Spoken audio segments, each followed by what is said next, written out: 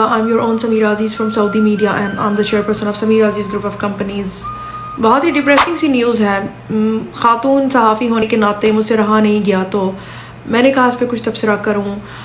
جب میں نے یہ نیوز دیکھی کہ خاتون صحافی جو پاکستانی تھیں صدف نعیم، وہ اپنی ڈیوٹی کے دوران دوڑتے ہوئے زندگی کی دوڑ ہار گئیں، اور یہ لانگ مارچ پاکستان میں ہو رہا ہے. وہاں کے جو سیاسی حالات ہیں اس زمن میں صدف نعیم نے ایک دن پہلے ہی جو ہے عمران خان صاحب کا انٹرویو کیا تھا، جو کہ وائرل بھی ہوا تھا. وہ بہت خوش ہوئی تھیں اس سے. مجھے افسوس اس بات پر ہے کہ اس افسوسناک واقعے کے بعد اب اس پر سیاست کھیلی جا رہی ہے. کہا یہ جا رہا ہے کہ انہیں دھکا دیا گیا. جب انہوں نے کنٹینر پر اوپر چڑھنے کی کوشش کی تو ان کا ہاتھ پکڑ کر کھینچ لیا گیا، ان کو گارڈ نے دھکا دیا. مرحومہ صحافی صدف نعیم کے شوہر محمد نعیم بھٹی خود ایک فوٹوگرافر ہیں. اس زمن میں ان کا ایک خط سامنے آیا.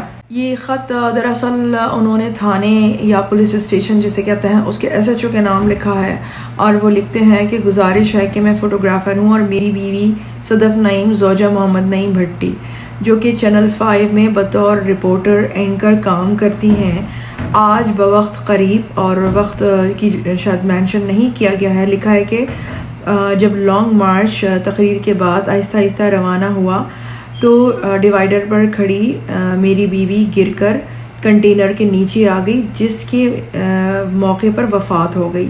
یہ ایک حادثہ ہے. میں کسی بھی قسم کی کارروائی نہیں کرانا چاہتا ہوں، نہ ہی پوسٹ مارٹم کروانا چاہتا ہوں.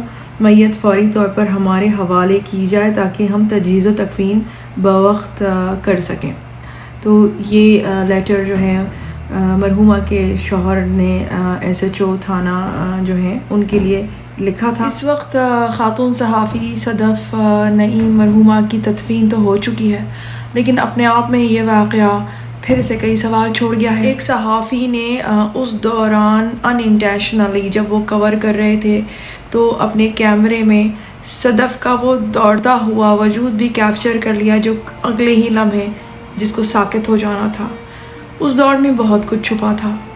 صدف کی جرت، صدف کا پیشن اپنے کام کے لیے، صدف کا اعتماد، اور صدف کا اپنے ہدف پر پہنچ کر انٹرویو کو مکمل کر کے اپنا کردار صحافت میں ادا کرنے کی وہ جو عزم اور ہمت تھی.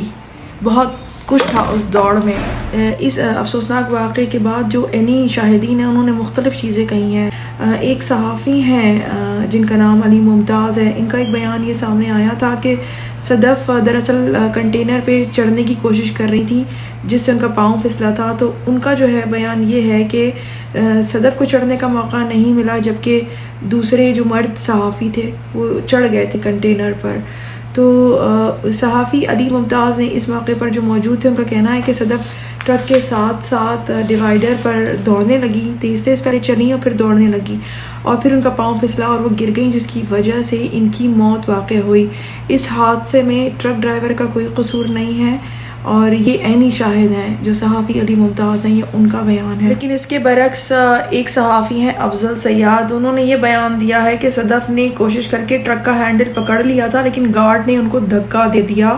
اور ساتھی رپورٹر افضل سیاد نے یہ بھی انکشاف کیا کہ صدف کی شہادت کے بعد گارڈ ہمیں مارتے رہے کہ ویڈیو نہ بناؤ. ایک اور بھی صحافی ہیں، ان کا نام ہے ندیم صدیقی، انہوں نے بھی کچھ ایسا ہی بیان دیا. ان کا کہنا ہے کہ صدف نے کنٹینر پکڑ لیا تھا لیکن گارڈ نے انہیں دھکا دے دیا. ایک اور صحافی ہیں عبدالقادر، ان کا یہ کہنا ہے کہ سب کنٹینر میں چڑھ گئے تھے لیکن صدف رہ گئی تھی، اور فریکشن آف سیکنڈ میں جو ہے وہ یہ واقعہ ہو گیا. اس طرح کے واقعات دیکھ کر سن کر ایسا لگتا ہے کہ کیا صدف صرف اس لیے پیچھے رہ گئیں کیونکہ وہ ایک خاتون تھی؟ کیا انہیں مرد حضرات نے، مرد کولیگز نے موقع ہی نہیں دیا، ان کو آگے بڑھایا ہی نہیں؟ کیونکہ مرد اپنی طاقت، قوت اور انرجی کے لحاظ سے شاید عورتوں سے وہ زیادہ ہوتے ہیں، تو شاید اس وجہ سے صدف پیچھے رہ گئی تھی. کنٹینر جو تھا وہ تقریباً 4.5 فٹ کی بلندی پر تھا، 2 پائیدان تھے، اور کوئی صحافی جو ہے وہ ان کو اپنے ساتھ اوپر کھینچ سکتا تھا. کیا کسی نے مدد نہیں کی؟ کیا صرف مرد صحافی حضرات کو اس لیے موقع مل گیا کہ وہ مرد تھے؟ اس طرح کے واقعات کے بارے میں جب میں سنتی ہوں، جو کہ آج کا دور ہے، 21ویں صدی کا دور ہے، جب ویژن 2030 کے بعد ہمارے لیے بطور صحافی راستے ہموار ہیں، اور اس معاشرے کی تو یہ ایک کلچر ہے سعودی معاشرے کا کہ عورتوں کو موقع دیا جاتا ہے، اور جو دقیانوسی ذہن تھے جو ہمارے لیے مواقع روکتے تھے، اب ان کا دور دورہ بھی نہیں ہے۔ ہمارے سعودی عربیہ میں یہ آج کا دور ہے، لیکن اس سے پہلے ویژن 2030 سے پہلے سے بھی بہت پچھلے زمانے کی میں بات کرتی ہوں، کیونکہ مجھے تو 22 سال کا ایکسپیرینس ہے، تو 22 سال پہلے کی ہی بات لے کر چلتے ہیں۔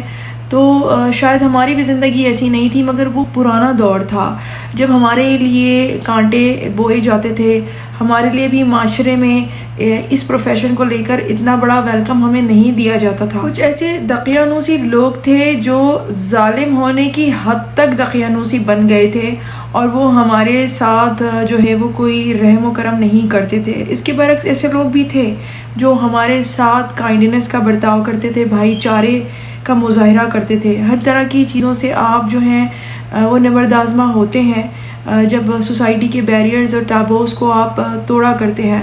میں ان سب چیزوں سے گزری ہوں اور بہت کچھ میں نے بھی جھیلا ہے، سہا ہے، لیکن وہ 2 دہائیوں سے پہلے کا دور تھا۔ آج کے زمانے میں اگر کچھ ایسا ہوتا ہے تو تھوڑا سا احساس ہوتا ہے کہ ایسا کیوں ہوا۔ ڈیفینیٹلی جن 2 دہائیوں پہلے کی بات میں کر رہی ہوں، اگر اس کا کمپیریزن کیا جائے پاکستان سے، تو ان 2 دہائیوں پہلے بھی پاکستان میں خواتین صحافیوں کے لیے بہت اچھے مواقع تھے، سوسائٹی میں ان کو ایکسیپٹ کیا جاتا تھا، اور آج کے زمانے میں اگر پاکستان میں دیکھیں تو اس سے زیادہ بہتر مواقع ہیں۔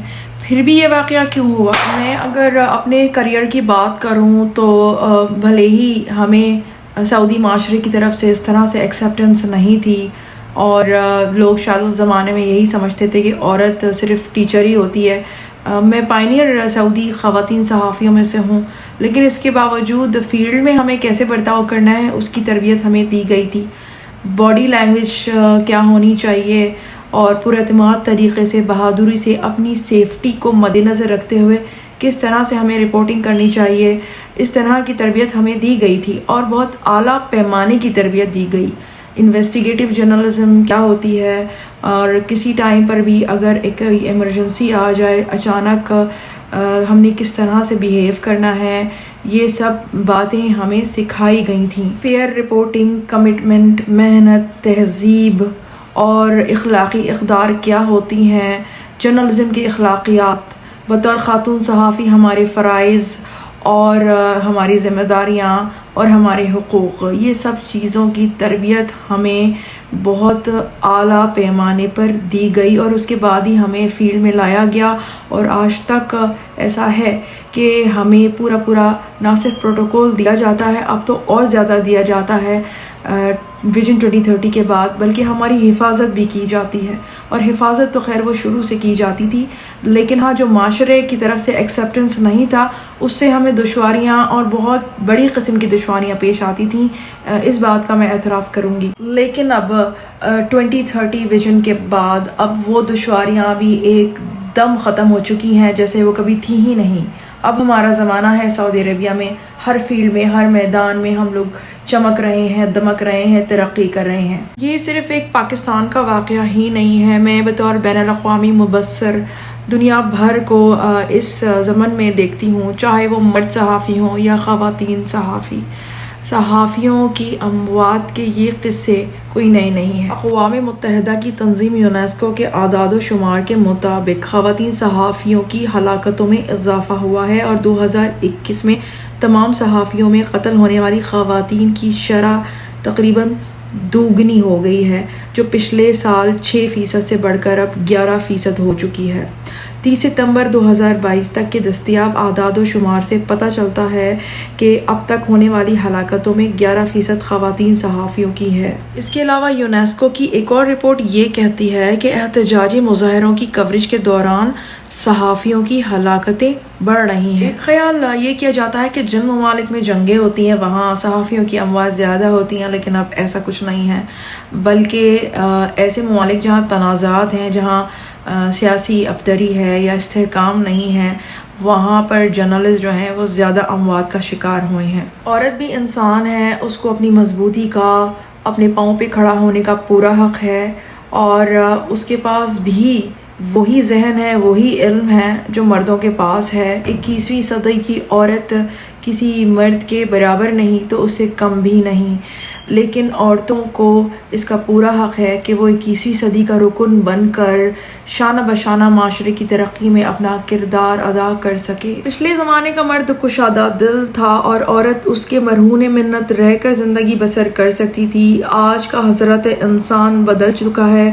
اس کی کشادہ دلی میں فرق آ چکا ہے، تو وہیں عورت نے بھی عزم و ہمت کا بیڑا اٹھا لیا ہے، اور بلا شبہ اس کو اپنی مضبوطی کے لیے اپنے پاؤں پہ کھڑا ہونے کا بھی پورا حق حاصل ہے، جبکہ وہ علم و عقل میں بھی مرد سے کسی طور پر کم نہیں رہی۔ مرحومہ صدف نعیم اب اس دنیا میں نہیں رہیں۔ ان کے 2 ٹین ایجر بچے ہیں۔ وہ 14 سال سے صحافت کے پیشے سے منسلک تھیں، بڑی سینئر تھیں۔ اپنی زندگی کے اختتام سے صرف چند لمحات قبل صدف نعیم کی وہ دوڑ بلا شبہ دنیا بھر کی خواتین صحافیوں کے لیے ایک سبق ہے، عزم و حوصلے کا ایک پیغام ہے۔ اس واقعے پر تحقیق ہونی چاہیے تاکہ آئندہ خواتین صحافیوں کے حفظ و امان کو مقدم رکھا جائے۔ وہیں مرد حضرات کو بھی یہ ترغیب دینی چاہیے کہ وہ خواتین صحافیوں کے ساتھ کیسا سلوک کریں اور اس طرح کے مواقع میں کس طرح ان کی مدد کریں، ان کا لحاظ کریں۔ تو جناب میں پھر آؤں گی، پھر ملوں گی ایک بھرپور نئی اچھی سی ویڈیو کے ساتھ۔ سو ٹل دین، مع السلامہ، بائے بائے۔